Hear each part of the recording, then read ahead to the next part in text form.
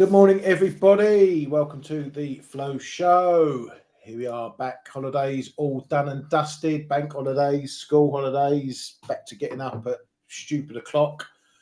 Oh, getting the kids up first thing in the morning. Oh, looking forward to that for the next 6 weeks or however long it is. But such is life. Morning, Kate. How you doing?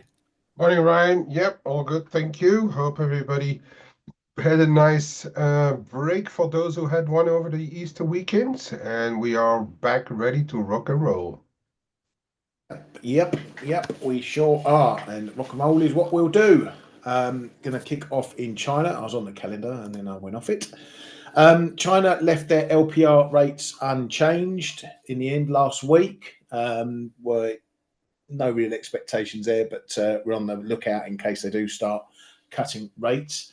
However, some small regional banks have started cutting deposit rates just to, according to the piece, just to protect their profit margins. They're facing a bit of pressure on those. So if that sort of spreads, then we could get another round of widespread easing. But just to bring that to your attention, that was according to the Security Times or press over there in China.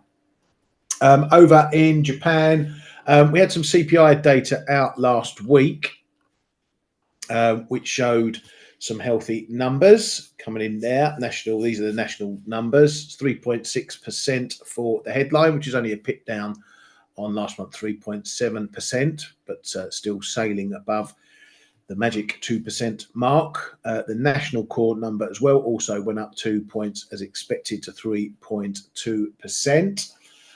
They've got their other core measure, the ex-fresh food and energy, that also rose to 2.9% from 2.6% previously. We've had the Bank of Japan's their own core measure of CPI coming out as well. As you can see there, coming in unchanged at 2.2%, was expected to jump to 2.4%. So they want to see inflation stably at that 2% level, and they're building on that. I don't think it makes any changes for what's coming up at their next meeting, which is the beginning of May. But if those numbers keep ticking along, it may put the next meeting after that in the frame. Japan's Akazawa economy minister, he's been the one who's been leading negotiations with US counterparts over the tariff stuff, said last week, we're not going to make a quick deal. It's difficult to say how long it will take to bridge the gap.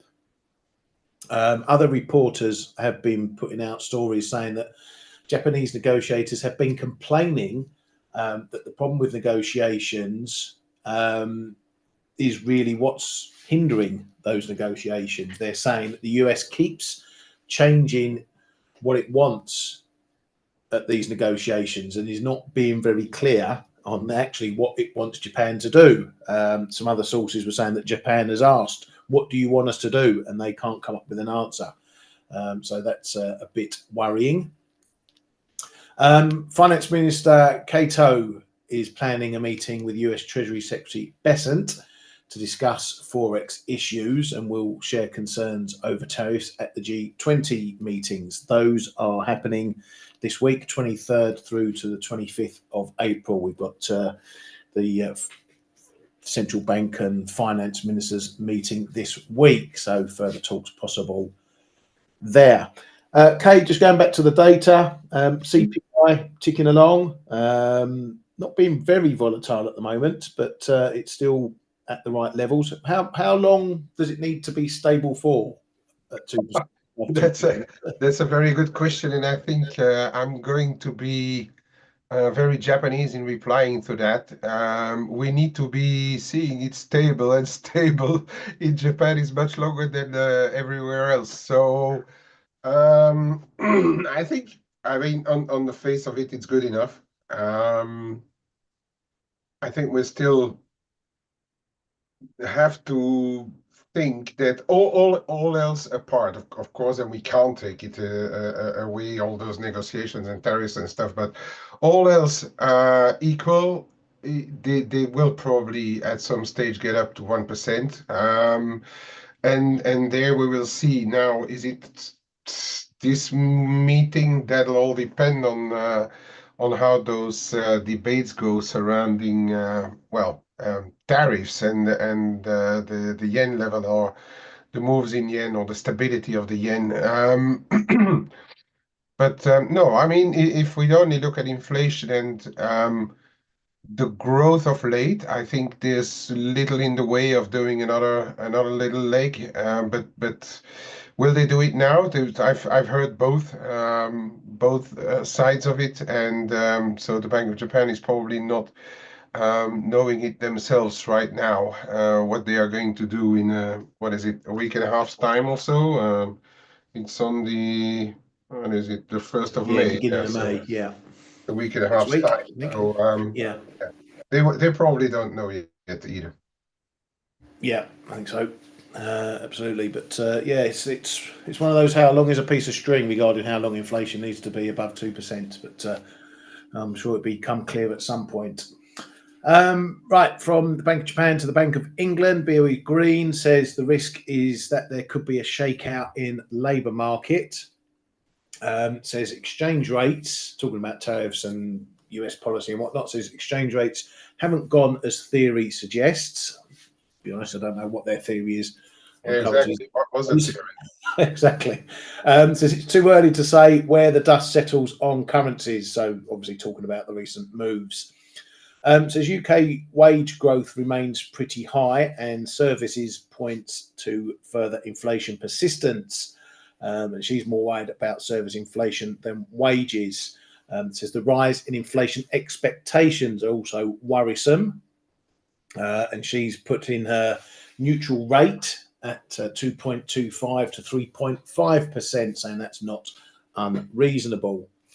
ECB's Ren says inflation is stabilising at the 2% target. Another one joining Vilroy in the victory laps. Says tariffs have conflicting impacts on inflation and sees the total tariff impact on the euro area inflation as modest, but does see some short-term downside tariff impact on European inflation.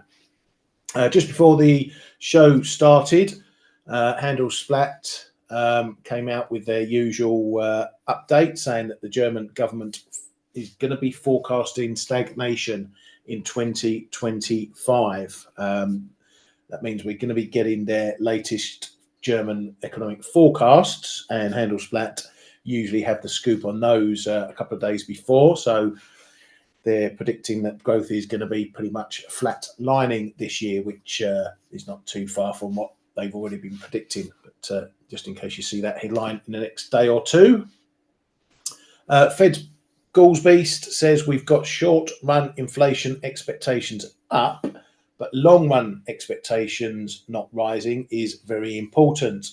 So talking about how the market is getting all short-term bullish on inflation, but those longer-term inflation expectations are not rising in line with those. And that's when the Fed will really take notice if we see those picking up. Mr. Trump says there's a good chance of a Russia-Ukraine deal this week. He's also slapping the Fed again, and it's becoming a bit of a theme. Also picked up in the Wall Street Journal. Trump has said that he's warning them maybe an economic slowdown unless the Fed cut rates. So he is seemingly putting the ball in Powell's court as to if anything goes wrong with the economy, or the blame game, shall we say.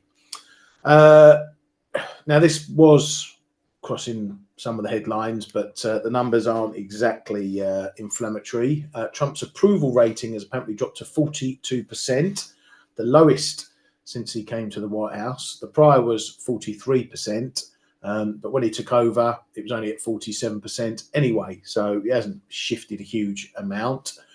But within this Reuters Ipsos survey, 57% oppose the presidential freeze on university funding over policy disagreements. Why that's important, I don't know. And 74% of Americans have rejected the idea of Trump looking for a third term, which is something he's touted as well. So things are souring a little bit on the poll front for him there. Been a bit of a quiet one, really. Kay, you got any other bits and bobs that have popped up over the weekend? Well, we've seen demonstrations and people taking to the streets over the weekend as well. There's this little U.S. setting like 3,500% tariffs on solar panels. That's from Southeast Asia. I mean, even if negotiations are still going, those things are still putting pressure on countries like Vietnam and everything. May have had a little bit of an impact, and then. Well, apart from that, the blame game between Trump and Powell, it is still very unclear whether he could get rid of Powell before his term ends. There's two different two different expiries there, I will say, or dates there. One is May when his mandate as Fed chair, leader of the FOMC will expire, and then 2028, where because he's still one of the Fed governors, right? So it could get to the Supreme Court. And that is now something that I guess the market will keep a very close eye on now as well, because we saw the impact when he started to really try to even get rid of him, right? I mean, or at least pressure him a lot. The market didn't like it at all, and so that is going to be now one of the stories that is going to be followed very, very closely. For the rest, no. Well, it's just still lingering under the surface, perhaps, but not too deep.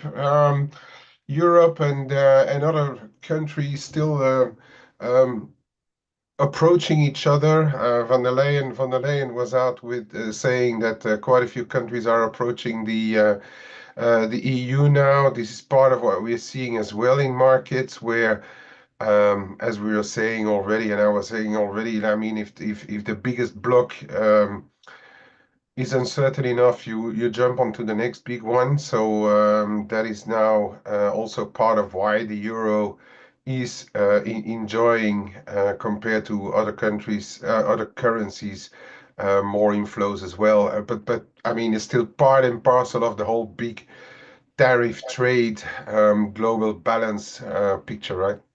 Yeah, which I find strange because Europe is one of the worst for tariffing everybody. And that flies, I mentioned it, I think last week, that flies under the radar quite a bit. I mean, if Europe wasn't hitting US goods with so many tariffs, they probably wouldn't be in the mess they are with Trump. But everyone seems to think Europe is the free open market of the globe now, and that's No, I far don't. from it. Well, I don't think it is really that. I think it's rules stability more than anything else. And well, Europe is ready to make deals, whatever it is with some VAT or quotas. But they are, because that, for instance, they did it with Australia. It seems that UK and Europe are on a slow but steady rapprochement, as they say in French, and I forgot the English word for it. But then also Europe is in talks with that Mercosur organization, South America. China is knocking very hard on the door. I think it's rather a case of when you sell in Europe, once you have your deal, you have a deal, and it's not so much volatile the deals than on the other side of the Atlantic, and I think that's where we are at now, and that's without going into whether it's right or wrong, or the purpose of everything is right or wrong. We see the impact of it. I have my own idea about that. But I mean, it's the volatility of decision making, and the harshness and the bulldozer style that have been applied by today's U.S. administration and the U.S. president, that are sending U.S. trade partners into each other's arms, instead of them first of all discussing with the U.S. And that is where we're at now, and where the markets are at as well, and why we have this impact, and why you have such actually big flows into Europe. But let's also not forget that Europe is working together on their defense and everything. Um, Germany cracking open the eggshell for the spending as well. All of that is driving investments from into Europe, but also just because it's the second biggest bloc. Yeah, yeah, very much so, mate. I agree with all of that. And just to go on to what Ali's saying, if you're talking about intervention in terms of official intervention by central banks and whatnot, we're not at that point yet. As many central banks have pointed out, yes, we've got volatility, but we've not got financial instability. And while that's the case, they're not going to intervene in markets in volatile moves. If you're talking about in terms of government policy, who's going to fold first? Well, this is the game we're in at the moment. Trump's already shown after his tariff thing how he could react to markets. So he is probably keeping one eye on markets and seeing what's happening. And if he gets some big moves again, then negative moves for the US, then he's probably going to offer some concessions and dial it down a bit. So we're still in this game. The end game is still for him to get deals done and whatever. And there's plenty of people queuing up to get deals done. It's just whether they can get them done and whether the US officials actually know what deals they want. If we look back to that Japanese headlines, so yeah, it's ongoing at the moment. Volatility going to remain until something happens, and then we'll see what markets want to do with it thereafter. Right, just going to have a quick look at what's coming up this week. Not an overly busy week. It is PMI week. So we're going to get those kicking off from sort of Tuesday night, Wednesday morning around in Asia, then through to Wednesday day in Europe, then through to the US. And really we'll get to see the data doesn't really matter at the moment, and it doesn't really matter in terms of central banks because they're all going on into we don't know what's going on mode. But what the data is useful for is, again, seeing if we are getting some impact from tariff stuff. You know, the weeks are ticking by. So we know how some firms are, finding it tough to make decisions, investment decisions regarding their businesses. So we'll have to see if economic activity is being impacted. Once again, though, we are mainly seeing this sort of stuff in the private and sentiment data, not yet in the main headline hard data, as it's called, particularly for the US. So that's what the market's going to be looking at. I think it's ready for the US economy to take a downturn. It's waiting for it. It's chasing that bone. Good data is being brushed under the rug. Anytime we get hard data that's coming in bad, you're probably going to see the market moving because it'll be told you so type moment. But until then, we've got the PMIs coming up. We've got some further housing data from the US, new home sales coming in as well.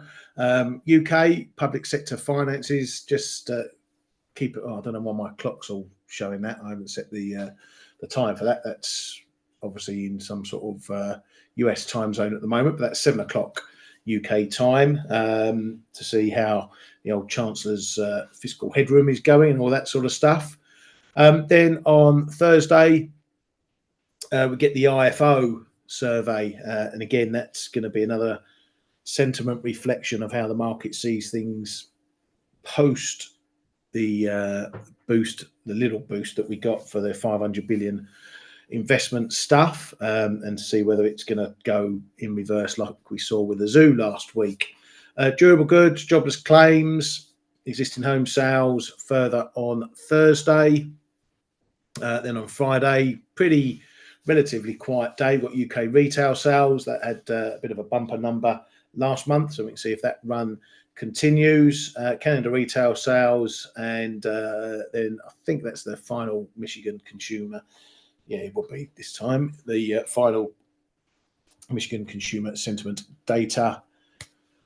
Then, so not an overly busy week on the data front. So we'll be trading everything else that's going on, no doubt. Anything on your calendar this week, Kay? Well, I think it's interesting now that we are going to see more and more April data, and that is that is what we are going to now focus for. Up to now, apart from a few, we have had still data from pre-tariff polls also. Now we are getting into those April data, and obviously the market is going to keep a very close eye on what is happening now once the tariffs have been announced. Yeah, pretty much, mate. Right, well, let's have a look at what's going on in markets. Let's just get that on a bit of a wider screen. Going to have a look at dollar yen, which continues to bleed lower. There's no signs of this stopping anytime soon, it seems. Whether it's what's going on the US side or the dollar side. Oh, keep need to zooming out. We're under this 441, 442 area now. Rallies are getting hit pretty swiftly. We've got this fib coming up down into the low 139s, and then the next big level for me is the 138 area. So this is the same as all your 142s, 145s, 147s, that sort of thing. This 138 down below. So keep an eye on that one if we get there. Kay, your thoughts on this one? Where does it stop, or does it stop? We could have this dollar weakness continuing, and then if we get the Bank of Japan turning a bit more hawkish and things playing ball, this could keep on trucking. Yeah, and we don't know what's going to happen on the FX side. Although we had a bit of a hint at the end of last week when Akazawa, I think, or was it Kato, saying that fundamentals will direct the yen, and that is something that I spoke about as well, which Japan has been saying for years and years, that it is the market who will decide on the levels, and that they are not purposely weakening the yen. So let's see what comes out of those negotiations. But yes, I mean, dollar is weak, yen, Swiss are strong, and for the time being, it's hard to see a reversal coming, right? I've got a pretty big level at 138.75, and why not test it? This is where we are now, is bang on the 61.8 of the 2023-2025 rally. That's where we are at, right here at 140.5. I would say, though, any correction, let's put it that way. I don't think that we are ready to see reversals right now on the dollar, unless Trump's administration also does a real 180 and says what was all just a dream. Unless we see a complete reversal, we are going to find rally sellers still on the dollar in global, but also obviously on the dollar yen. Unless we then get a surprise on those FX talks, where that could actually mean that rally, that market being too short at too low levels on the dollar yen, and you get back above 141.75, quick rally up to 143.5, 144 is never to be ruled out, of course.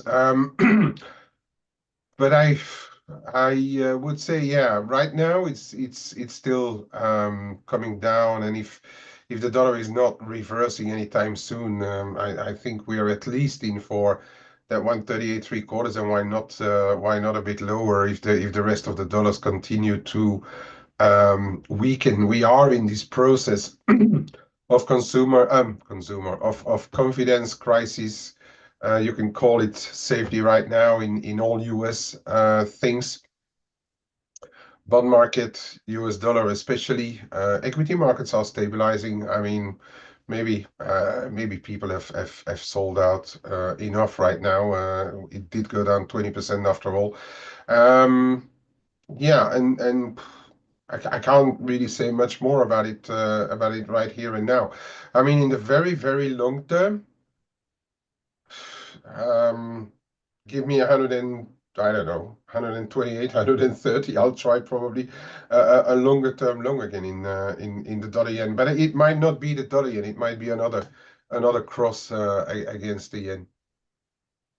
Yeah, absolutely. And this is again, this is one of these situations. I mean, even you look at euro dollar. This is one of these situations where a few weeks ago we were down at 105, and we've done over 1,000 pips in just a few weeks, where we spent months and months, in really tight ranges. So that's a reminder that when we talk about flows and investors moving money from US to wherever, it doesn't happen overnight. These things can go on and on and on, and it can drive the price very far with fast moments, as we've seen already.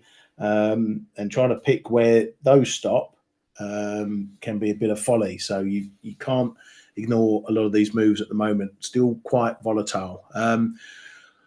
While I'm on US dollar, this is let's go to a bit of a clearer. This 115, I'm in two minds about this one. We broke this 115. It's a big old level. It's one of my big five, if you like, that we've traded around for the last few years. A huge level. We broke it, but we broke it on a Easter Monday when there's little liquidity going around. So I'm always very skeptical when we get breaks of that nature, big levels, and the sort of holiday trading. So I think it's going to be a measure of whether we can hold up. We're not doing that at the moment. 114.92 trading.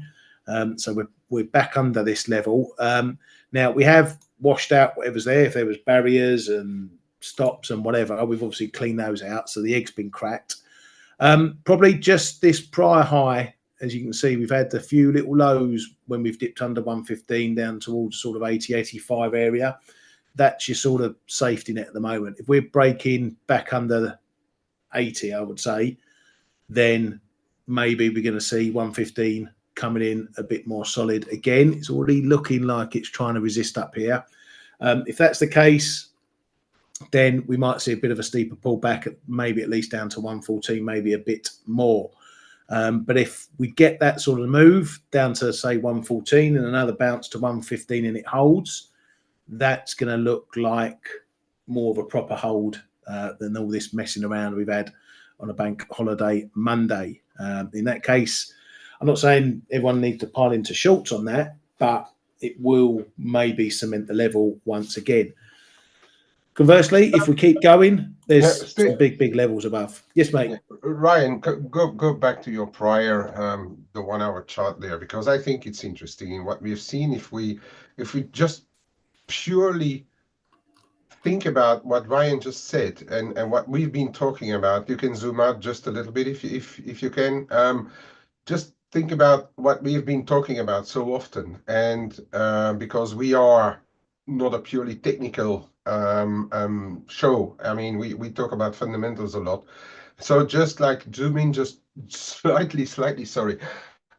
Look what happened once the tariffs and everything came into play. Yeah, we're talking about their end of March, beginning of April. We had big move higher, then we stabilized because we didn't know exactly what was going to happen, and that was all those Truth Social posts about, yes, but if you behave nicely, we are going to discuss. But then look at what the price action that happened is telling us quite a bit, because then at that point we were talking about what's so that was then beginning of April, let's say.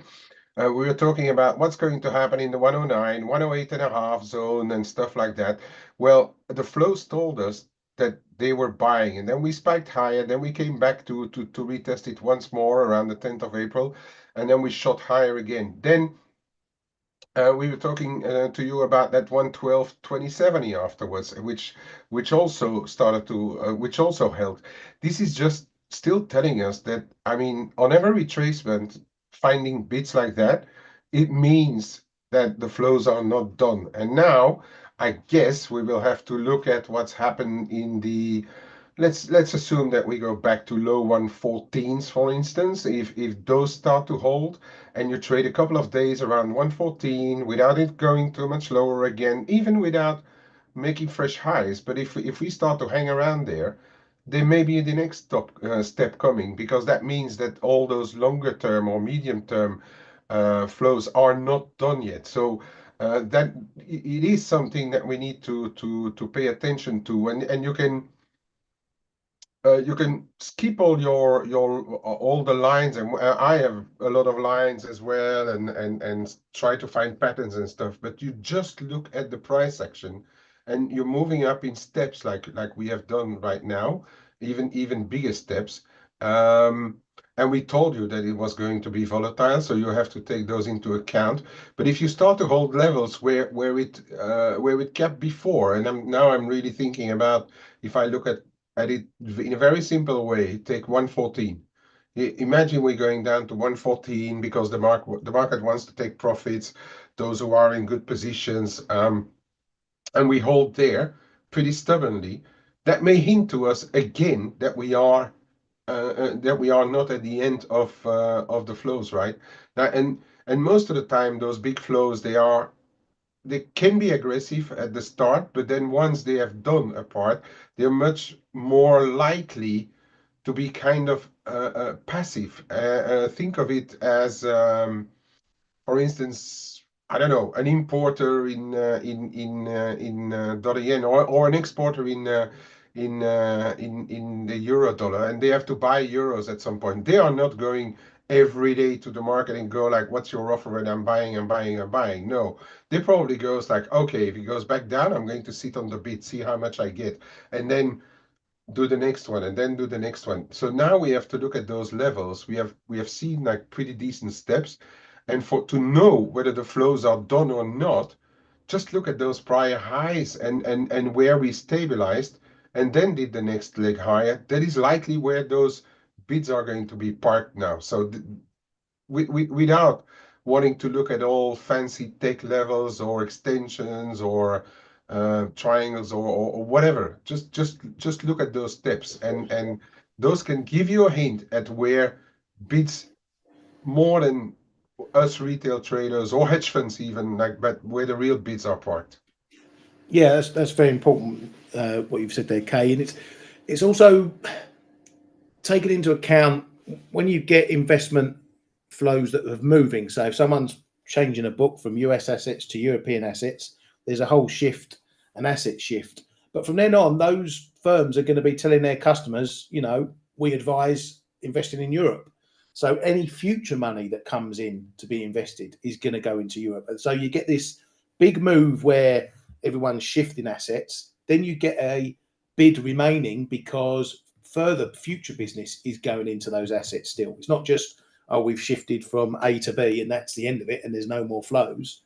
Once you're in these assets, you're going to be telling your customers to get in these assets. So someone turns up with 5 million to invest, yeah, stick them in Europe. And then that's more flows that's going through euro into stocks, bonds, wherever they go. So that's where you get, as Kay says, you get these fast moves. That's the big shifts, but then you get it supported longer term by future business going into this stuff. So it's all very interesting. And as Kay says, you can generate that idea from the price action you see in these markets, because euro dollar moving 1,000 pips when we've spent months and months in tight ranges just tells you that something big is going on. These things don't happen often. All right, let's move on. Aussie dollar. Everyone wants to know about Aussie dollar, which is looking very interesting at the moment. Now, if you've been following us here on the Flow Show in our chat room, I've been talking about this 64.40 potentially being more important than the 64 level that we've been banging our head on for several weeks, and here we are, and we're banging against it and can't get through. We're just ticking under the figure now, which might be significant. I think you've got to give it down to these prior lows, 90s, maybe even down a bit further, 85s, 80s. We've got the battle on now. We've had this 64, 40. We can't get through. Now we're putting pressure on the 64 level. If we're back under here, 63.90, 63.80, maybe we're going to see us dipping a bit further. But I'm not sure we're going to be dipping, massively low. I can't see us getting back to 63 or something like that unless there's a headline to trigger it. Or unless people really do short-term long start to jump out the window.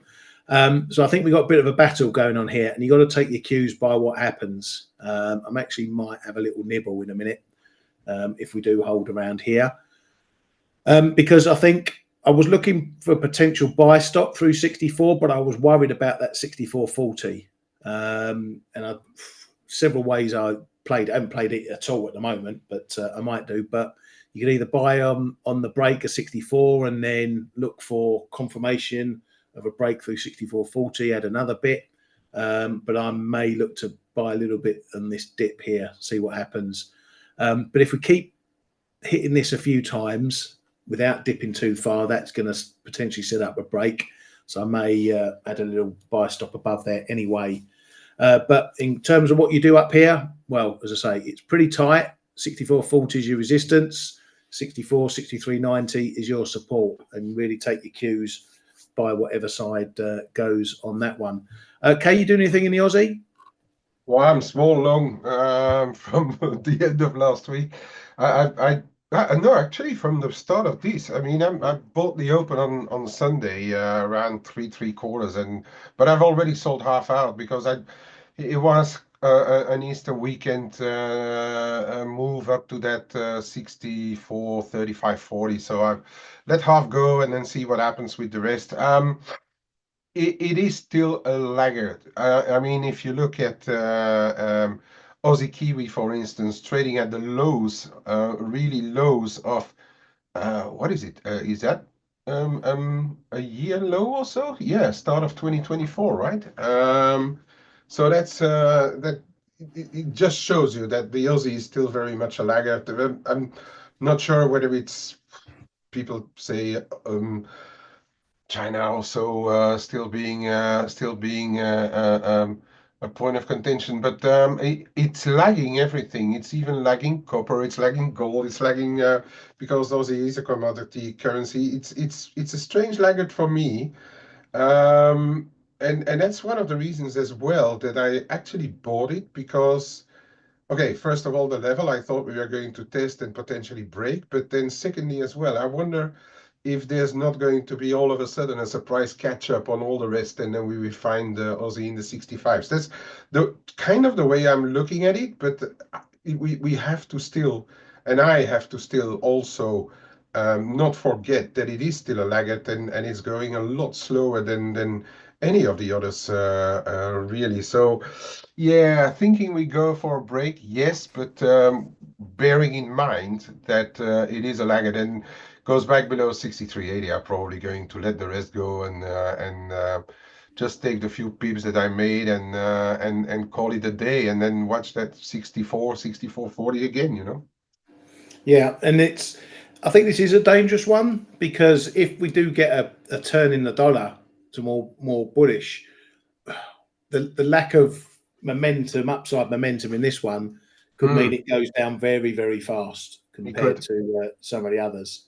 I think that's the risk for this one. You always worry about when you see everything else rallying and a certain pair or asset can't rally even in sympathy. Obviously, it's been a strong move, but if you look at this move off from the 59s, yeah, it's a big old move. But if you look at the euro, it didn't do the down move first before it shot up 700,000-800,000 pips. So yeah, I think as much as I'm bullish on a break of 64 longer term, I wouldn't be saying thinking I'm that bullish longer term if the dollar turns. What are your thoughts on that, Kay? Yeah, I mean, you always have to think about exactly what we've been talking about. Why? I mean, I failed to really find a real reason why it is such a laggard. Looking at the commodities, for instance, looking at negotiations that they may have left here and there. Yeah, I know. I mean, the US has been hammering a little bit their beef industry, but how much is that in terms of Australian GDP, right? So I'm struggling to find the real reasons why it's a laggard. And if I don't understand something, I usually keep it smaller as well, because you don't really want to run into something where all of a sudden the real reason springs out. But yeah, just be careful on this one. You can trade it both ways actually if you're if you're planning to trade it, I think Ali is in some as well. You can trade that short and then have it against the 64.40. But if it breaks 64.40, then I think we are going to see 65s pretty rapidly. But yeah, it can fail. It can easily fail here here too. So keeping everything in every possibility in mind here. Yeah, thanks, mate. Right, I'm going to ping it over to you for a few, so you can have a little old look. There you go, mate. Thank you, Ryan.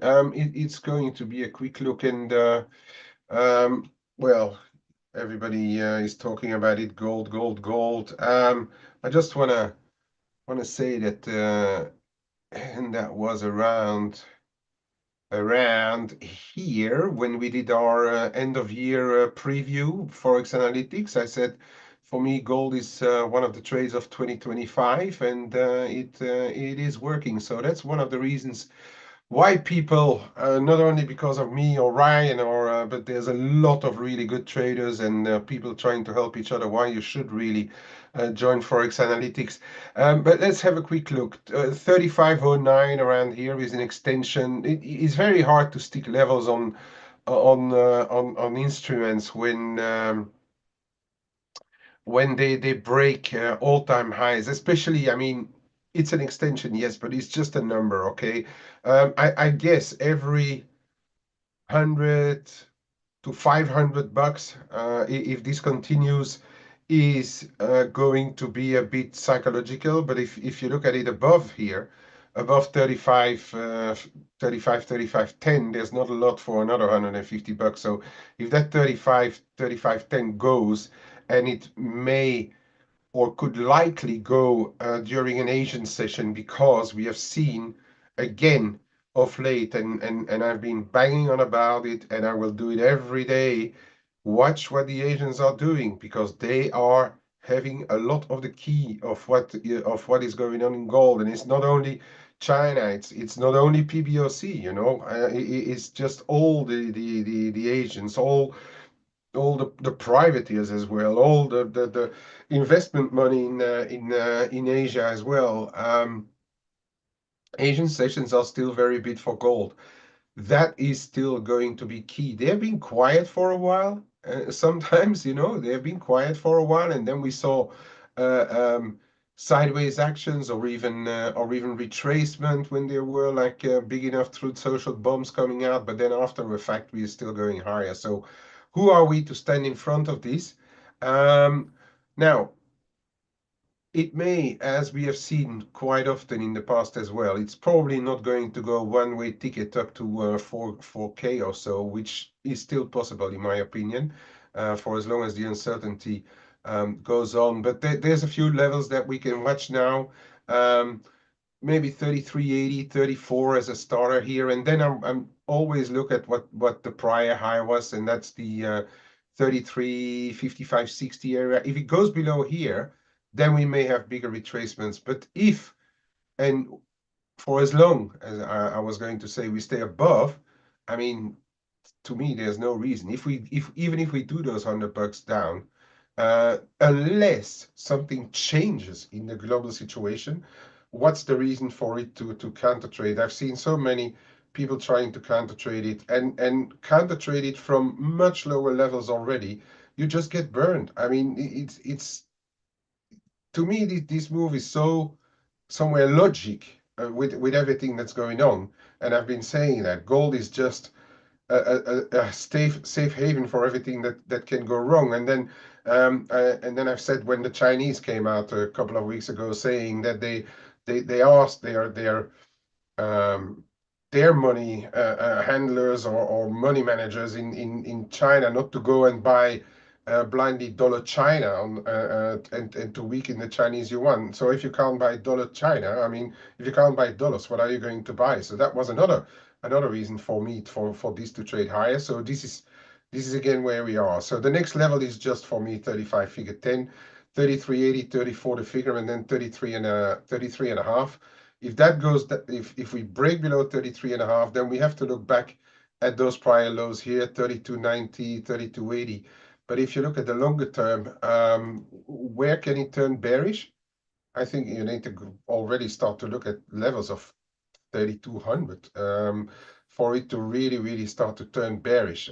For as long as we are not below there, it's probably going to remain on this upward path. Yes, it's going fast.